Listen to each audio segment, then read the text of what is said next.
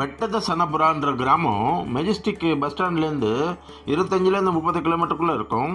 இந்த கிராமத்தில் பேகூர் கொப்பா ரூட்டில் ஒரு சிறிய பாறையினால் மர குன்று இருக்குது. அந்த குன்றில் மேலே 4 பக்கமும் கோட்டை சுவர் கட்டப்பட்டு உள்ளே திம்மராய சுவாமின்ற பேரில் விஷ்ணு பகவான் ஆலயமும் பக்கத்துலேயே காசி விஸ்வநாதன்ற சிவன் கோயிலும் இருக்குது. ரெண்டுமே ரொம்ப புராதனமானதுன்னு சொல்கிறாங்க. உடையார் ராஜாக்களால் கட்டப்பட்டதுன்னு சொல்லப்படுறது.